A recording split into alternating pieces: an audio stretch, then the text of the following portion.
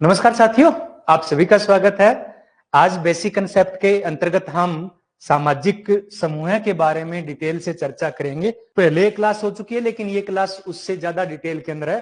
कुछ ऐसे कंटेंट थे जो उसमें नहीं थे, इसमें अब हमने वो लिए हैं। तो आज हम सामाजिक समूह का अर्थ एवं परिभाषा, विशेषताएं और मुख्य रूप से टाइप्स बहुत प्रकार के हैं वो सामाजिक समूह होते हैं। भीड़, श्रोता समूह और जनता, ये इनसे मोब, ऑडियंस और पब्लिक है वो सामाजिक समूह से मिलती जुलती अवधारणा है। और अंत में हम जो इंपॉर्टेंट फैक्ट है उन पर चर्चा करेंगे। तो सामाजिक समूह क्या है? जब आज से हजारों साल पहले अरस्तु ने कहा था कि मनुष्य एक सामाजिक प्राणी है, मनुष्य एक सामाजिक प्राणी है, यानी जानवर तो है, मनुष्य प्राणी है जिसके अंदर प्राण है, जिसके अंदर जान है, लेकिन किस प्रकार का प्राणी है? सामाजिक प्राणी है। यानी व्यक्ति हमेशा, मनुष्य हमेशा समूह में रहना पसंद करता है, वो एकांत में रहना पसंद नहीं करता है। तो सामाजिक समूह है, देखो समूह है और सामाजिक समूह में अंतर हो जाता है। समूह है यानी ग्रुप, ग्रुप किसी भी चीज का हो सकता है, ग्रुप किसी भी चीज का हो सकता है। 7 तारों का समूह है जिससे सप्तऋषि आसमान में लिखते हैं, कुछ भी हो सकता है। तो ग्रुप होना बड़ी बात नहीं, ग्रुप ऐसा ग्रुप जिनमें रिलेशन बन हो, इंटरेक्शन हो, उसे सामाजिक समूह कहते हैं। Good evening all of you, एक बार पुनः आप सभी का स्वागत है। ठीक है, तो सामाजिक समूह केवल व्यक्तियों का नहीं है, ये राइट की डेफिनेशन है कि सामाजिक समूह है केवल व्यक्तियों का संग्रह नहीं है।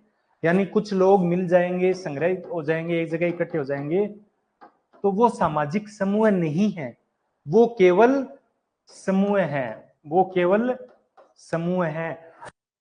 समूह के व्यक्ति एक दूसरे से अंतः क्रिया करते हैं, परस्पर जागरूक रहते हैं, इंटरेक्शन करते हैं, सोशल रिलेशन उनके बीच में बनते हैं, फिर ये ग्रुप है वो सामाजिक ग्रुप की श्रेणी में आ जाता है।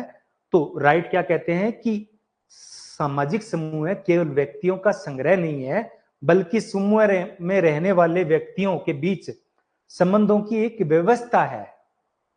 तो समझ गए, सबसे छोटी परिभाषा है ये कि केवल व्यक्तियों का संग्रह समूह नहीं, बल्कि समूह में रहने वाले व्यक्तियों के बीच संबंधों की व्यवस्था है। इसी प्रकार से गिडिंग्स क्या कहते हैं कि सामाजिक समूह के निर्माण के लिए पारस्परिक जागरूकता का अनिवार्य होना जरूरी है। पारस्परिक जागरूकता समूह का एक प्रमुख लक्षण है, ऐसा किसने कहा? गिडिंग्स ने कहा। एग्जाम्पल के तौर पर कि रेलवे स्टेशन पर, बस स्टैंड पे, कहीं और, तो वो समूह है, यात्रियों का समूह है वो। और अगर वो जब तक एक दूसरे से प्रभावित नहीं करेंगे या लोग परस्पर एक दूसरे के प्रति जागरूक नहीं होंगे, एक दूसरे के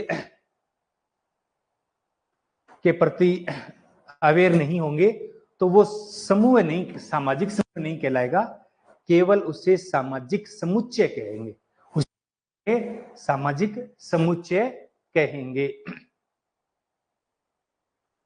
और इस प्रकार के सामाजिक समुच्चय को बोटोमोर और गिन्सबर्ग ने क्या कहा है?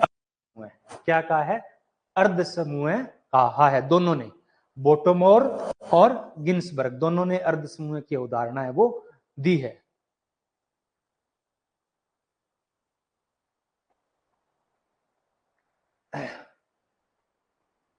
आगे है कि इसी प्रकार से जिनकी समान परिस्थिति होती है वो होते हैं, जैसे कि एक शिक्षक हो गए, बहुत सारे वकील हो गए, इनकी परिस्थिति क्या होती है? समान होती है।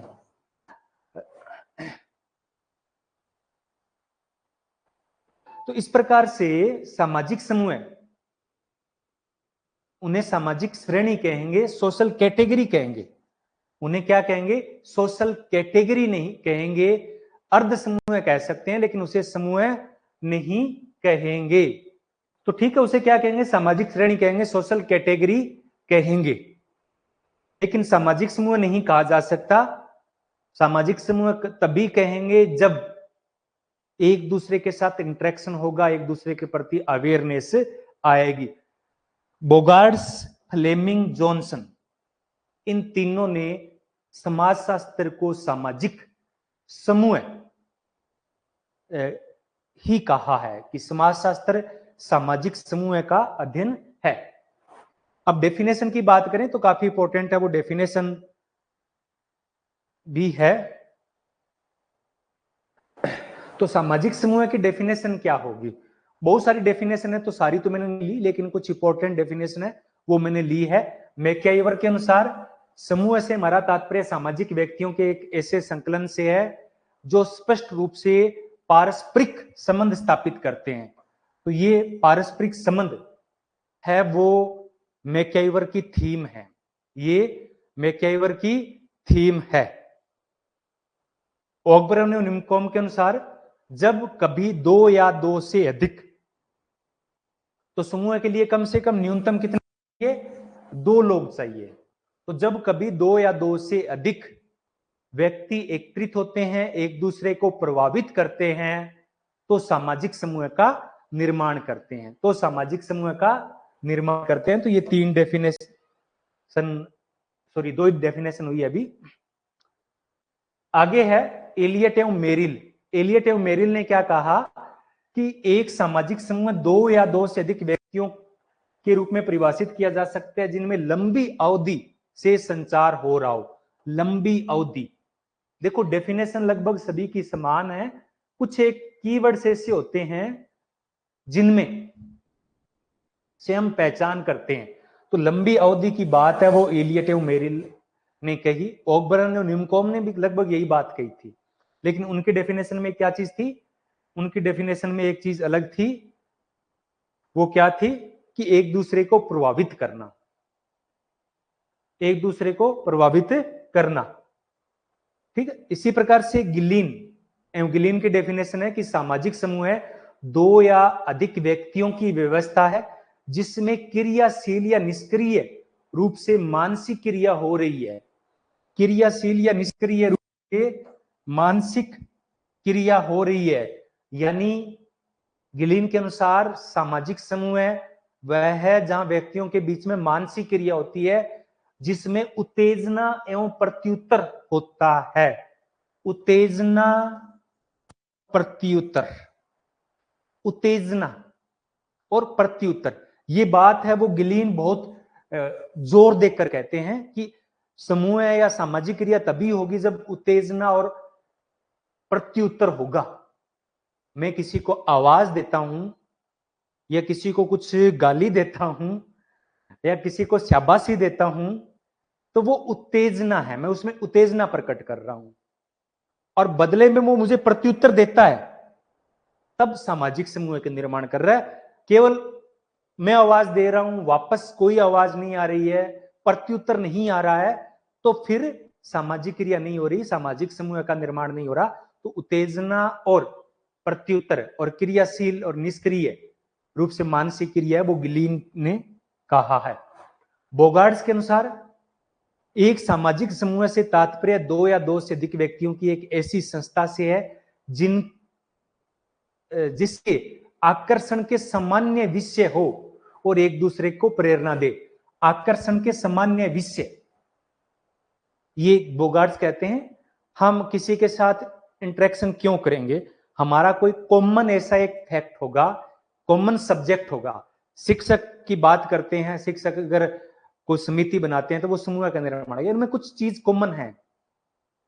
तो इस प्रकार से आकर्षण का कोई एक कॉमन विषय होता है जो एक दूसरे को जोड़ता है।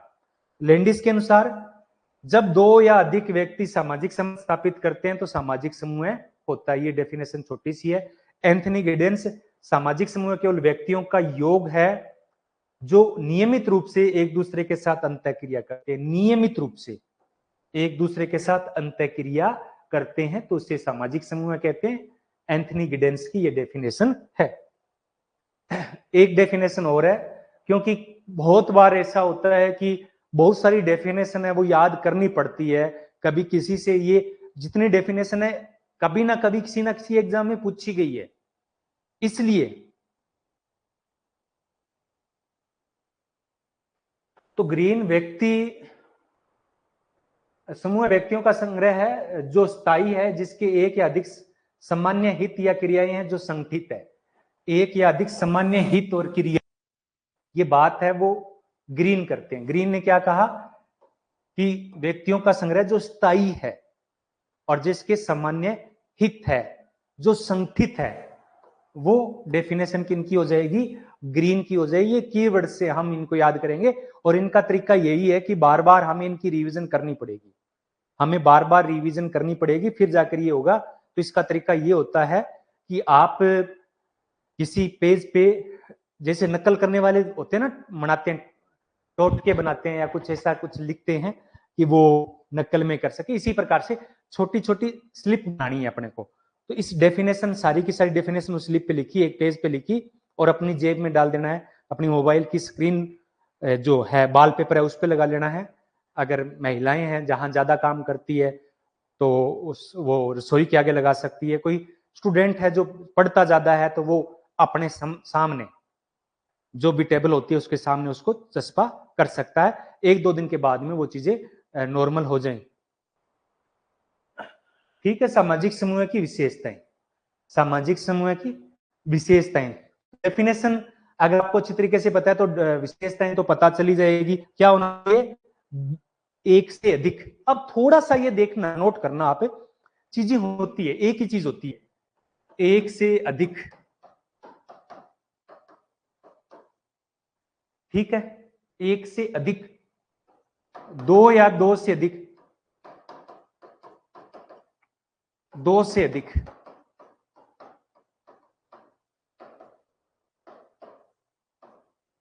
तो अब ये पूछ लिया जाए, जैसे एक जैसे लगते हैं ऑप्शन, तीन ऑप्शन आपको दिए जाए,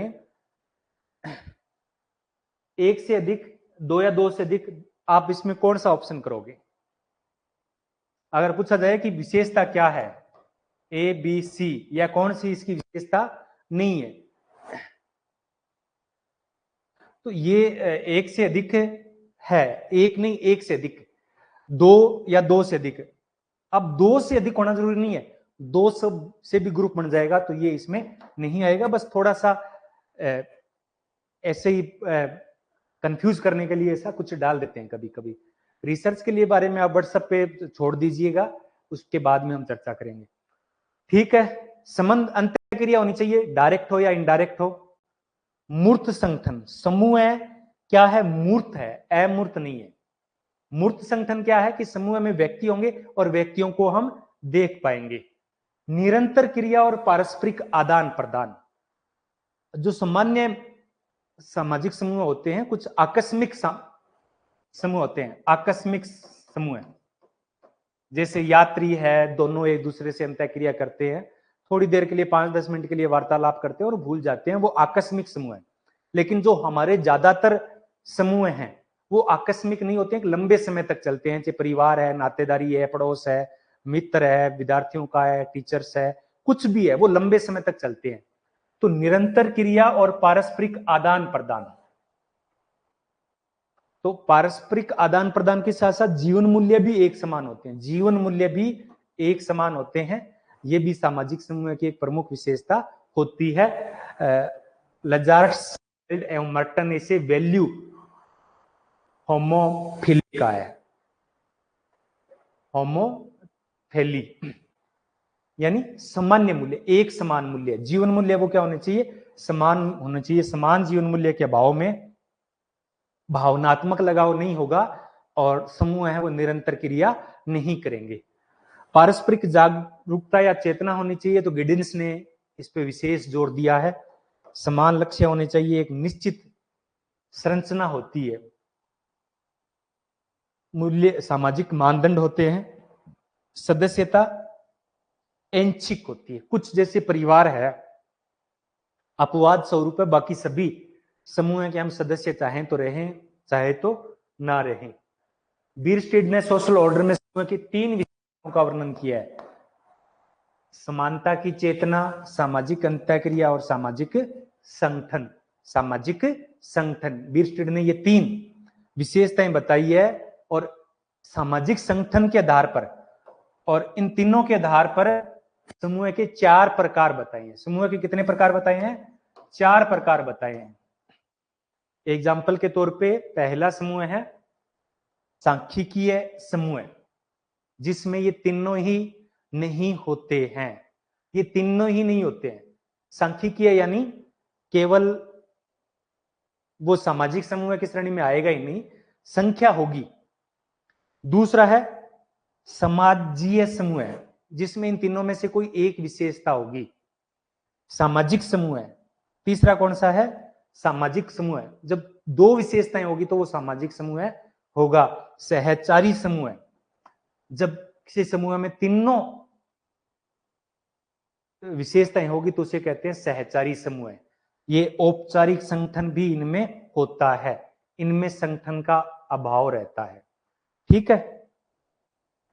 अब है वर्गीकरण, जो कि बहुत ज्यादा है और हमें इसको याद करना थोड़ा सा हमारे लिए टिपिकल रहेगा, लेकिन वही है, बार बार प्रैक्टिस से हम याद कर पाएंगे इनको। तो सामाजिक समूह का हम वर्गीकरण, ऐसा तो कुछ हो नहीं सकता। सोशल के अंदर, सामाजिक विज्ञानों के अंदर ये चीज संभव ही नहीं है। सब अपने अपने नजरिए से सोचते हैं। मैं कहूं कि दुनिया में 2 प्रकार के आदमी होते हैं। अगर मैं आपसे क्वेश्चन पूछूं कि दुनिया के अंदर 2 प्रकार के आदमी हैं, तो आप क्या कहेंगे? कोई कहेगा कि जी 2 प्रकार के होते हैं, एक तो बोलने होते हैं और एक लंबे होते हैं। कोई कहेगा कोई ईमानदार होता है और एक दूसरा कहेगा भ्रष्टाचार होता है। कुछ भी, कोई कहेगा स्त्री होते हैं, कोई कहेगा पुरुष कहेंगे। तो ये सब पॉसिबल ही नहीं है किसी एक चीज पर विद्वान है वो सहमत हो जाए। सब अपने अपने आधार पर समूह का वर्गीकरण करते हैं।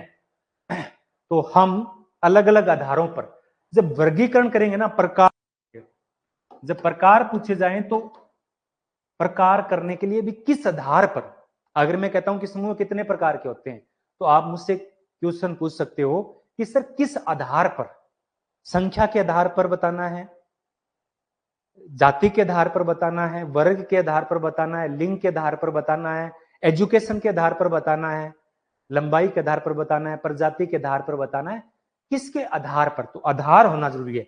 तो घनिष्ठता के आधार पर समूह है वो 2 प्रकार के होते हैं। सीएच कुल्ले ने मुख्य रूप से प्राथमिक समूहों की बात कही है।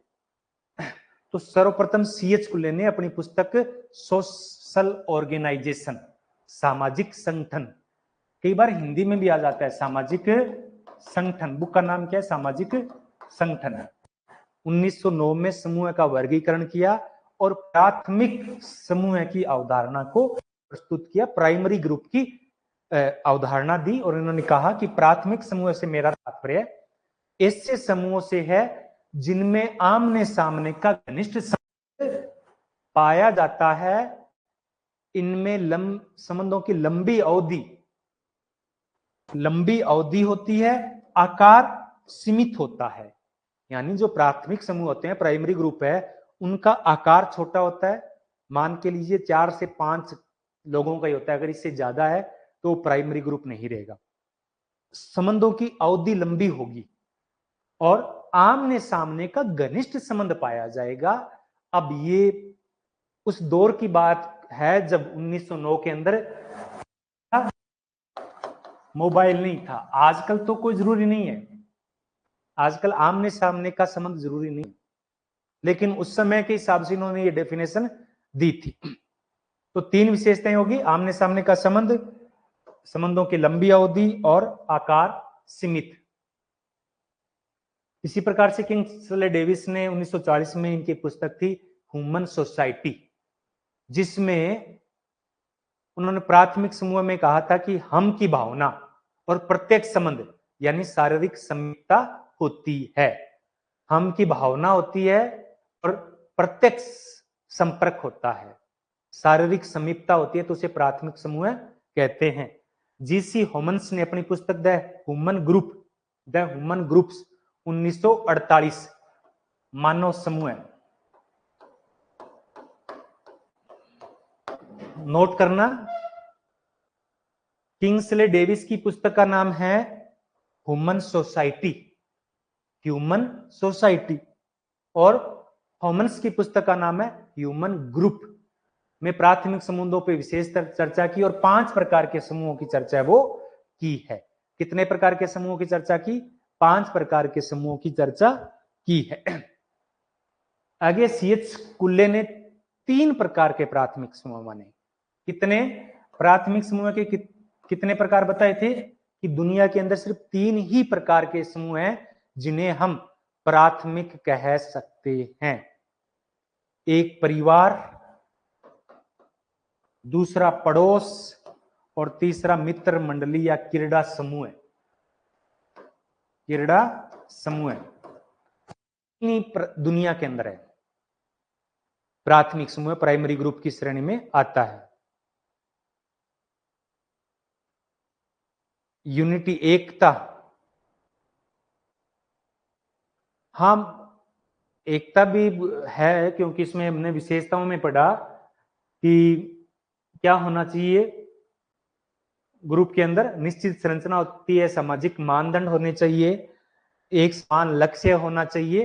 तो ये जो बातें बताते हैं तो इससे सिद्ध होता है कि एकता, एकजुटता है वो समूह में होनी चाहिए। लेकिन समूह बहुत ज्यादा वाइड है, अभी आएगा, आगे और चर्चा करेंगे। जैसे कुछ समूह ऐसे होते हैं, संदर्भ समूह है, उनमें एकता होना जरूरी नहीं है। हम किसी से नफरत करते हैं, वो भी समूह का पार्ट हो सकता है, लेकिन सामान्य तौर पे एकता भी, यूनिटी भी इसकी विशेषता है। ठीक है। और प्राथमिक समूह को सीएच कुल्ले ने समाजीकरण की नर्सरी कहा है। क्या कहा है? समाजीकरण की नर्सरी। ठीक है, यहां तक हो गया। अब द्वितीयक समूह की। वैसे कुल्ले ने केवल प्राथमिक समूह की अवधारणा दी थी, लेकिन वही बात है, जब दिन की बात आएगी तो रात ऑटोमेटिक आ जाएगा। तो प्राथमिक समूह से ऑटोमेटिक द्वितीयक समूह उभर कर आता है। तो प्राथमिक समूह के विपरीत जिन समूहों में घनिष्ठता का अभाव होता है उन्हें सीएच कुल्ले ने, किंग्सले डेविस ने द्वितीयक समूह कहा है। गिडेंस के अनुसार द्वितीयक समूह के सदस्य नियमित रूप से मिलते हैं, लेकिन उनके संबंध अवैयक्तिक होते हैं। ये इंपॉर्टेंट है, यहां से अपने को द्वितीयक समूह अच्छी तरीके से समझ में आ जाएगा। द्वितीयक समूह के सदस्य नियमित रूप से मिलते हैं, जैसे कि ऑफिस है, स्कूल है, कॉलेज है। अब स्कूल में जाते थे हम क्लास के जितने थे, कॉलेज में हम जब गए थे तो क्लास में 100 बच्चे थे, लगभग उनमें बहुत से लोगों से हम पर डे मिलते थे। या ऑफिस में जो अगर एक ऑफिस में 50 कर्मचारी काम करते हैं तो वो एक दूसरे से मिलते हैं, वो द्वितीयक समूह होता है, क्योंकि इनमें संबंध क्या होते हैं? अवैयक्तिक होते हैं। एक होता है व्यक्तिगत संबंध और एक होता है अवैयक्तिक संबंध। जैसे कि हमारे बहुत सारे मित्र हैं, हम बहुत सारे लोगों को जानते हैं, लेकिन कुछ हमारे घनिष्ठ मित्र होते हैं जिनको हमारे बारे में सारी जानकारी होती है और हमें उनके बारे में सारी जानकारी होती है। उनके माँ बाप क्या करते हैं, कितने भाई बहन हैं, उनकी आर्थिक स्थिति क्या है, सामाजिक स्थिति क्या है, सब कुछ पता रहता है। यानी वो व्यक्तिगत बहुआयामी होते हैं। प्राथमिक समूह में क्या होते हैं संबंध है? वो बहुआयामी होते हैं, पूरा जानते हैं। और ऑफिस में हम जानते हैं कि ठीक है इसका नाम ये है, बस इतना ही जानते हैं। प्राथमिक विपरीत है वो द्वितीयक समूह है। और अगर समूह की बात करें तो टोनीज ने 2 अवधारणाएं दी है, गेसेल सॉफ्ट और गेमिन सॉफ्ट। गेसेल सॉफ्ट और गेमिन सॉफ्ट। तो प्राथमिक समूह को इन्होंने कहा था गेमिन सॉफ्ट। प्राथमिक समूह किसके नजदीक है? गेमिन या गेमिन सॉफ्ट हम आता है। और द्वितीयक समूह की अवधारणा किसके नजदीक है? गेसेल सॉफ्ट की अवधारणा के नजदीक है। सामाजिक समूह में जो प्राथमिक और द्वितीय समूह के बीच की श्रेणी होती है उन्हें कहते हैं अर्ध प्राथमिक समूह। अर्ध प्राथमिक समूह, ये भी सीएच कुल्ले ने कहा है। बीपीएससी कट ऑफ क्या रहेगी मैं इसका आंकलन नहीं कर सकता अभी। अगर पूरा डिटेल में पूरा टाइम दूंगा तो आपको आइडिया मुझे लगेगा तो मैं बता दूंगा। बस कर्म करो, फल की इच्छा मत करो।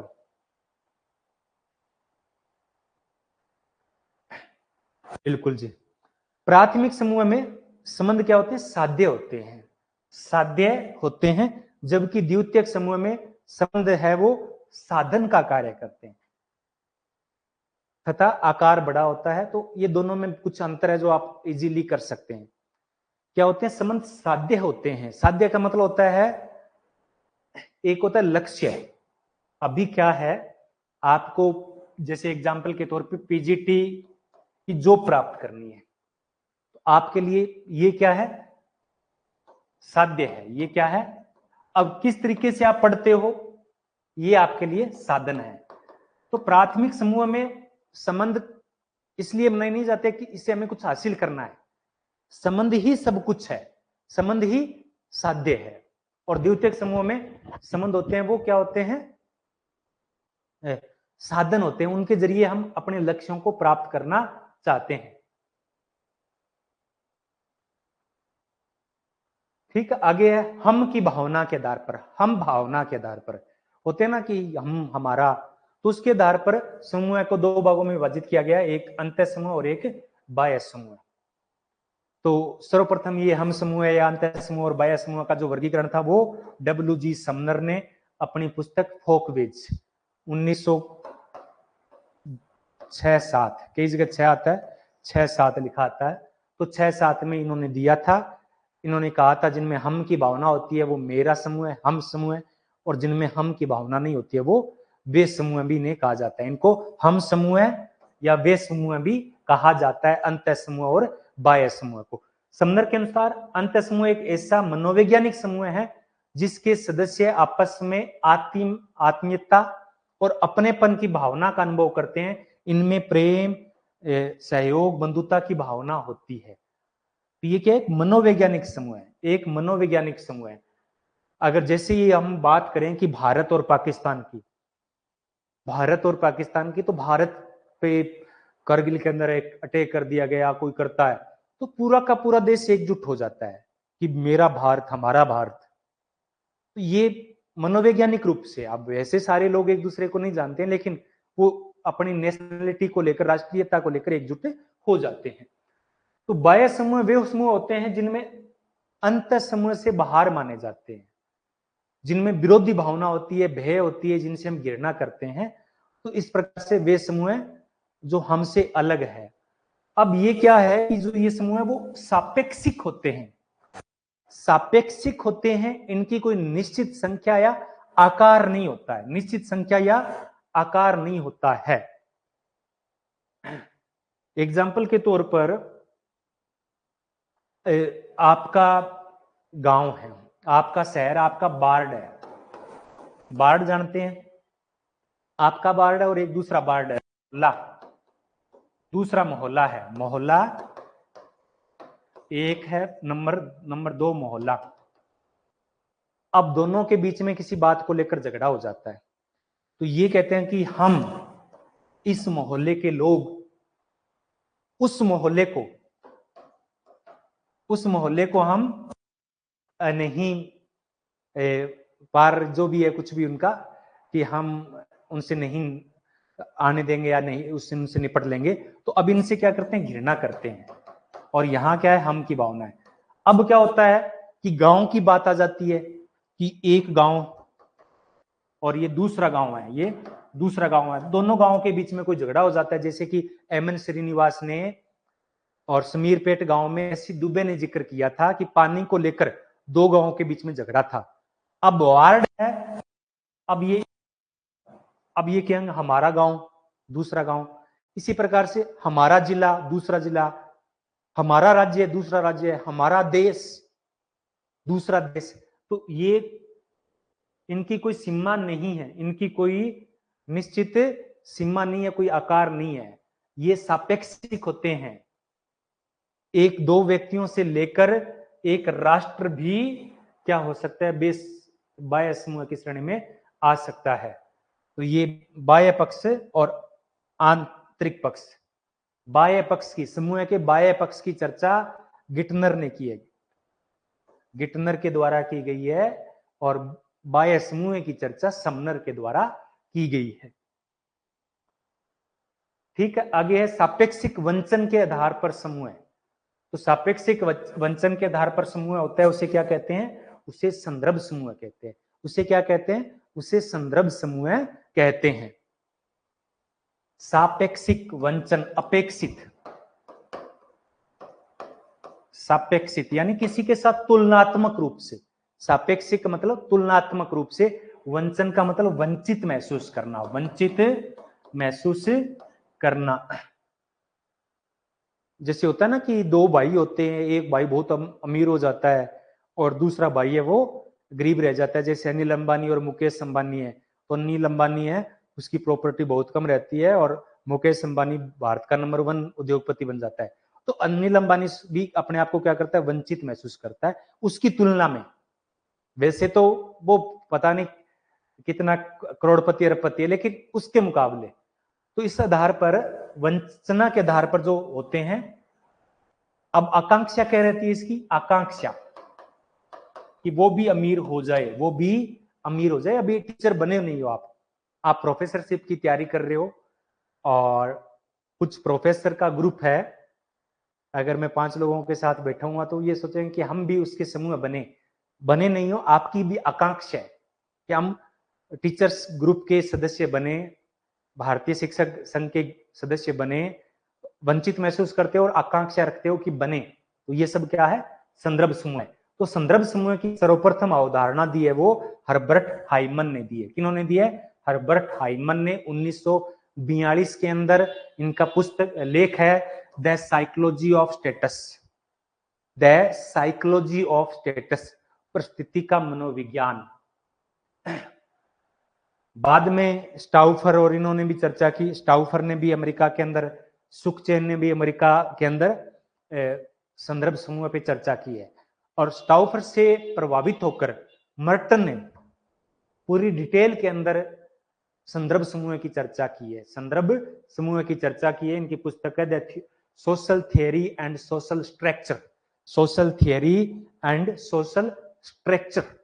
1965 में इन्होंने संदर्भ समूह पे पूरे डिटेल से अध्ययन किया। इनके अनुसार संदर्भ समूह वह होता है जिसमें व्यक्ति उस समूह का सदस्य तो नहीं होता है, लेकिन सदस्य बनने की आकांक्षा रखता है, अर्थात अपने आप को सापेक्षिक रूप से वंचित महसूस करता है, तो उसे संदर्भ समूह कहते हैं।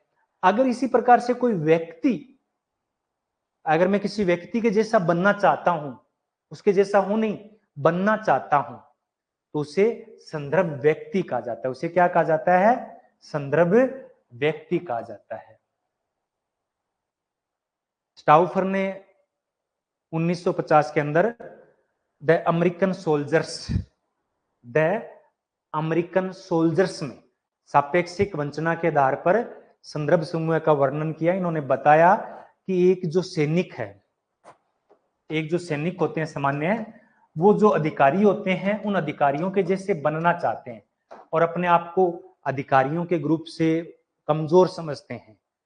तो सापेक्षिक वंचन के आधार पर जो समूह का वर्गीकरण किया, उदाहरण दिया, वो स्टाउफर ने सैनिकों के आधार पर दिया है। अगर हम भारत में बात करें तो भारत के अंदर ओम लिंच ने इनकी पुस्तक है 1965 में पॉलिटिक्स ऑफ अनटचेबिलिटी में, इन्होंने आगरा के आसपास के जो जाटव है उनका अध्ययन किया और इन्होंने कहा कि जाटव जो है वो जाट यहाँ की प्रबल जाति है और जाटव है वो अनुसूचित जाति से संबंधित है, तो उनके जैसे बनना चाहते हैं। तो जाट जो समूह है वो उनके लिए संदर्भ समूह का काम करता है। इसी प्रकार से संस्कृतिकरण की उदाहरणें हैं, वो भी संदर्भ समूह पर ही आधारित है कि कोई निम्न जाति वर्ग या अपने से उच्च जैसा बनना चाहता है। एक है Y B Damle,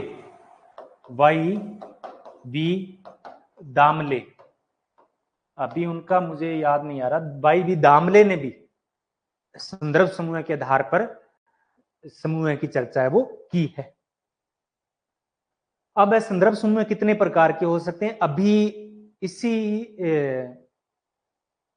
Chhattisgarh state के अंदर, शायद छत्तीसगढ़ सेट के अंदर ये एक प्रश्न पूछा गया था कि संदर्भ समूह कितने प्रकार के होते हैं, सकारात्मक और नकारात्मक होते हैं, सदस्यता मूलक और गैर सदस्य मूलक होते हैं, काल्पनिक और नकारात्मक हो सकते हैं। और चौथा ऑप्शन था कि उपर्युक्त सभी, उपर्युक्त सभी। तो राइट आंसर क्या होगा, उपर्युक्त सभी। न्यू कॉम के अनुसार संदर्भ समूह में दो प्रकार के होते हैं, एक सकारात्मक और एक नकारात्मक संदर्भ समूह। नकारात्मक संदर्भ समूह, सकारात्मक तो जिसके जैसा हम बनना चाहते हैं, नकारात्मक वो होता है जिसके जैसा हम नहीं बनना चाहते, जिनसे हम नफरत करते हैं। ये इनकी पुस्तक थी पर्सनैलिटी एंड सोशल चेंज, 1993 में न्यू कॉम की पुस्तक है। इस पुस्तक में इन्होंने समूह के सकारात्मक और नकारात्मक, जबकि क्लाइन वर्ग ने समूह के दो प्रकार बताए थे, काल्पनिक और नकारात्मक, आदर्शात्मक और तुलनात्मक। ये दो वर्गीकरण इन्होंने दिए। आदर्श तुलना, तो आदर्श तुलना किनकी बात है, मर्टन की बात है। तो ये समूह संदर्भ समूह का वर्गीकरण है। अब आता है अर्ध समूह।